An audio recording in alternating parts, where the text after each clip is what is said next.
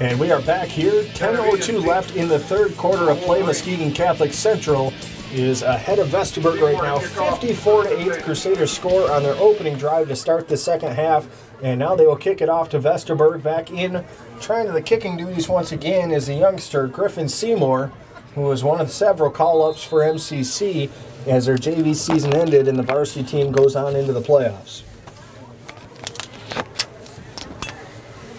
Yes. Seymour lines things up. Ball is teed up at the 40-yard line. A good kick right down the middle, bouncing around and finally picked off. And coming up the right-hand side with it for Vesterberg. Good return as they get up across the 36 as Keegan Rickman is up to the 37-yard line. And the clock keeps rolling. Hold on, we got a flag on the play. And it's a block in the back on Vesterberg, so that's going to move him back a little bit. 9:53 left to go here in the third quarter, and as soon as they set this ball and walk the penalty off, the clock will resume running here. Crusaders leading 54-8. In the playoffs is where you really start to see the quality of football in different areas of the state. Muskegon is known for its great football tradition.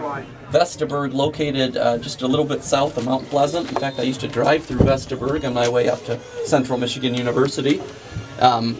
That area of the state, not so much. And you see in a game like this, really the difference starting with the line through the skill players.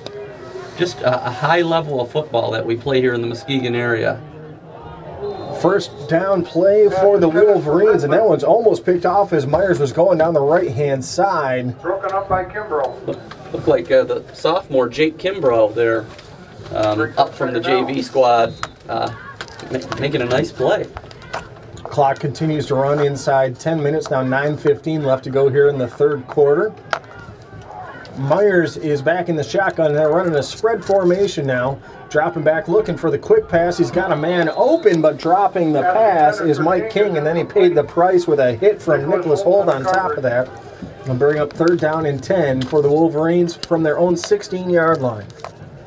Vesterberg's coming out in the second half and trying to throw the ball a little bit. They didn't have any success on the ground except for one long run in the first half, so they're going to try it through the air. Handoff on third down and 10 as they go off the right-hand side. Not too much gain there, maybe a yard on the play. As that carry went to Benavidez, and fourth down, 9 yards to go for the Wolverines, and it looks like they're going to go into punt formation. The Crusaders will send back Zach Windsor. He'll stand on the Vesterberg 44-yard line, ready to receive this kick. And Mason Darmody will be kicking this punt for the Wolverines. Good snap. Crusaders not pressuring the kick, and a good punt as that is going to go out of bounds at about the 46-yard line. They're called the 44 officially, and the Crusaders will take over once again in Wolverine territory, up 54-8 here at Monsignor Caron Stadium. You know, both of these teams coming into this game had identical 6-3 records, but that's about where the similarities stopped. When you look at MCC, losses against Mona Shores, Grand Rapids Catholic, and Fruitport, three really fine teams. And then you look at Vesterberg, their three losses came against Carson City Crystal, Mount Pleasant Sacred Heart, and Merrill. So you can just see by those losses the difference in the quality of scheduling. Nick Holt under center for the Crusaders, and before the ball is snapped, a flag goes flying. We'll try that one over again. 7:19 left to go here in the third quarter. Dead ball foul, and the Crusaders move just a little bit early. So it'll be first down and 15. They're going to mark this ball back at the 49-yard line now. You know, we mentioned scheduling, and I said earlier, I think that Catholic really had a perfect schedule for this young team this year. They had the two really tough games out of the chute against Mona Shores and Grand Rapids Catholic that kind of woke them up. Showed them they had work to do. Then they had 5 games which were easier that allowed them to do some teaching, and then 2 tough games at the end where they showed how far they've come. I think it's a schedule that really prepared them for the playoffs. Handoff coming off the right-hand side with a carry for the Crusaders.